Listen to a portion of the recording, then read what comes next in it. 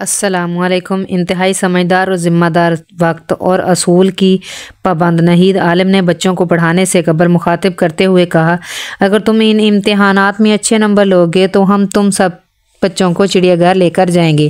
نہید کے چاروں بچوں کے مزاج ایک دوسرے سے مختلف تھے۔ انہیں قابو کرنا اور بالخصوص پڑھنے کے لیے آمادہ کرنا جو شعر لانے کے مترادف تھا۔ یہ ضروری نہیں کہ محنتی والدین کے بچے بھی محنتی ہوں، نکمے والدین کے بچے سست الوجود ہوں۔ قدرت بسا اوقات معاملہ الٹ کر بھی دکھا دیتی ہے۔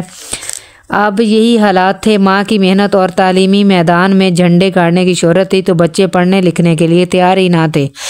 بچوں نے ماں کی طرف دیکھا اور پوچھا، صرف چڑیا گھر؟ نہیں بھئی، صرف چڑیا گھر نہیں، مینار پاکستان، شاہی قلعہ اور جہاں تم کہو گے۔ اس نے آوارگی پر ہر وقت تیار چٹورے بچوں سے کہا، جن کے امتحانات سر پر تھے اور انہیں 2 منٹ بیٹھ کر پڑھانا یا سبق یاد کروانا دوبر ہو گیا تھا۔ کیا سچ مچ ہم جائیں گے اصل والے چڑیا گھر؟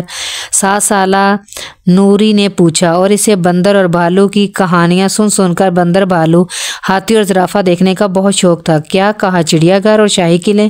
میں تو جھولے والوں پارک بھی جاؤں گا، جہاں بجلی سے چلنے والے جھولے اوپر آسمانوں تک لے جاتے ہیں۔ 10 سالہ فواد نے فرمائش کی۔ ہاں ٹھیک ہے بھئی، بس تم دل لگا کر امتحان کی تیاری کرو۔ جس دن تمہارا نتیجہ آیا تم لوگوں کے نمبر 80% سے زائد ہوئے، اگلے دن ہی تمہیں لے جاؤں گی، نہید نے بچوں سے کہا۔ بچے بھی سنجیدہ ہوئے۔ یہ تو انہیں بھی معلوم تھا کہ ان کی ماں بات کی پکی اور قول کی سچی ہے، جو کہتی ہے پورا کر کے دکھاتی ہے۔ آپ نانی اماں کے ہاں شیخو پورا تو لے کر نہیں جاتی، لاہور کیسے لے کر جائیں گی؟ 12 سالہ صدام بولا۔ اف، کہا ہے نا کہ نانی اماں کے گھر اس لیے نہیں لے کر جاتی کہ ساری رقم تو وہاں آنے جانے میں خرچ ہو جائے گی، پھر لاہور کیسے جائیں گے؟ بس اب تم لوگ پڑھنا شروع کرو، میرا وعدہ ہے ضرور لے کر جاؤں گی انشاءاللہ۔ اس کے بعد حیرت انگیز طور پر سب ہی امتحانات کی تیاری میں سنجیدہ ہو گئے۔ اب تک 2 مرتبہ لاہور جانا ہوا تھا، ایک مرتبہ ننھے ماموں کی بارات کے ساتھ، دوسری مرتبہ بھی کوئی تقریب ہی تھی جس میں شرکت کے لیے ان کے جس گھر میں گئے اگلے دن اسی گھر سے واپسی ہوئی۔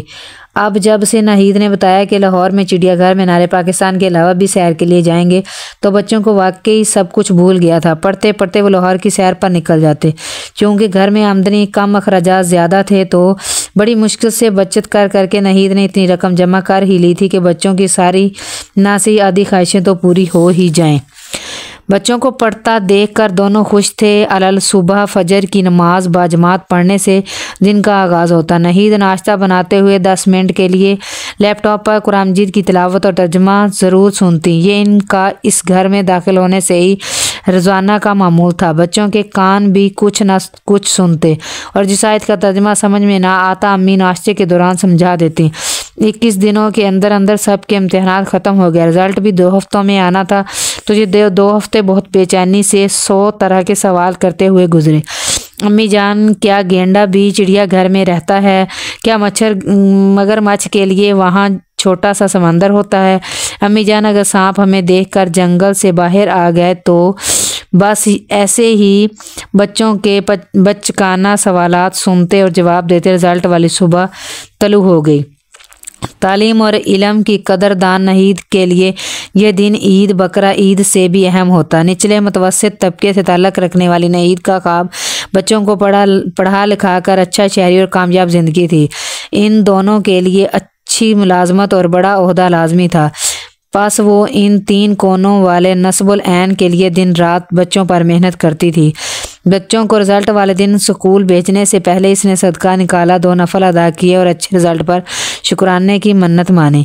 دھک دھک کرتے دل کے ساتھ بچے سکول پہنچے۔ خلاف توقع سب کے نمبر 90 سے 92% تھے۔ سب خوش تھے۔ سمجھ میں نہیں آ رہا تھا کہ بچے زیادہ خوش ہیں جانے کے لیے نہید یا نہید۔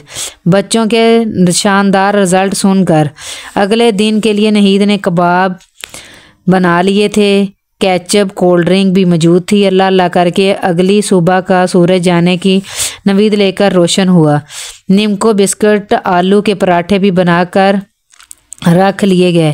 7 بجے رکشہ دروازے کے باہر کھڑا تھا۔ بچوں نے فجر کی نماز کے بعد نیند پوری کرنے کے بجائے نہا کر نئے کپڑے پہنے، پالش سے چمکتے جوتے پہنے، سب مسکراتے ہوئے رکشے میں بیٹھ گئے۔ نہید کے شوہر نے नूरुल-आलम गुजरांवाला की एक फैक्ट्री में मुलाजिम थे। इन्हें ताकीद कर दी गई थी कि एक दिन की छुट्टी लेकर वो भी बच्चों की खुशी में शामिल हों। जब वो रिक्शे में बैठे तो अब्बू भी गुजरांवाला से चल चुके थे। 20 मिनट के सफ़र के बाद वो कोच टर्मिनल पर पहुंच चुके थे।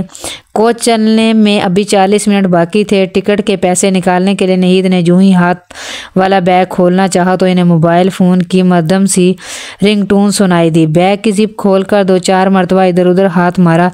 बिल्कुल आखिर मोबाइल फ़ोन मिल ही गया, लेकिन हाथ में लेते लेते इतनी देर हो चुकी थी कि कॉल कट चुकी थी। उन्होंने चश्मा निकाला, आंखों पर लगा कर देखा तो इनकी भाभी का नाम स्क्रीन में अभी भी जगमगा रहा था। उन्होंने या अल्लाह खैर कहकर इनका नंबर मिलाया। अस्सलाम वालेकुम भाभी जान, कैसी हैं आप? आज सुबह सुबह कैसे याद किया? उन्होंने रस्मी से सवाल किया। सुबह सुबह भली मांस, रात 3 बजे से ट्रेन में बैठे हुए थे। अल्लाह अल्लाह करके 5 बजे गाड़ी चली। अब तो खैर हम रेलवे स्टेशन पर उतर चुके हैं। बस ये पूछना था कि रिक्शे वाले बड़े चालाक होते हैं, दूसरे शहर से आने वालों को बहुत किराया बताते हैं। भला तुम्हारे घर का यहाँ से कितना किराया होता है? आम तौर पर भाभी जान ने पूछा और नहीद हैरत से गुमसुम मोबाइल स्क्रीन को तके जा रही थी। अरे कुछ तो बोलो, कहीं सोते से जगा तो नहीं दिया मैंने? भाई क्या करूं, तुम्हारे नालायक भतीजे भतीजियों से वादा जो कर बैठी थी कि रिजल्ट अच्छा हुआ तो तुम्हारी इकलौती फुफ्फो के घर ले जाऊंगी। बच्चे तो हमारे खुशी के रात सोए ही नहीं। ट्रेन का वक्त 3:30 था। शौक में 2 घंटे पहले ही रेलवे स्टेशन पहुंच गए। नहीद के कान साएं साएं कर रहे थे। ये नहीं कि इसे भाभी जान या बच्चों की आमद पर बुरी लगी थी। नहीं नहीं, बिल्कुल नहीं। बस कोताही ये हुई कि प्रोग्राम बनाकर वो मेज़बान को तो बता देती, बगैर बताए या बगैर इजाज़त के तो कुरान मजीद में भी साफ मना किया गया है। बच्चों को सूरत हाल पता चल चुकी थी। वापसी के सफ़र में चारों बच्चों के मुंह लटके हुए थे। सबको इस बात का इल्म था कि कहीं भी जाने से पहले इन्हें बताना, दस्तक देना लाजिम है। क्या ममानी जान को या बच्चों को नहीं मालूम? हालांकि ममानी जान खुद भी इस्लामियात की टीचर हैं और बच्चे भी माशाल्लाह अच्छे महंगे अदारों में तालीम हासिल कर रहे हैं। क्या उन्होंने भी इस बात का नहीं पता था? अगर मालूम था तो बताया क्यों नहीं? क्यों? सबके पास इसका कोई जवाब नहीं था, लेकिन दिल बुझे हुए थे और कदम सुस्ती से घसीटते हुए टर्मिनल से बाहर की जानिब, जहां इनकी ममानी बच्चों के साथ इनका इंतज़ार कर रही थी, जा रहे थे।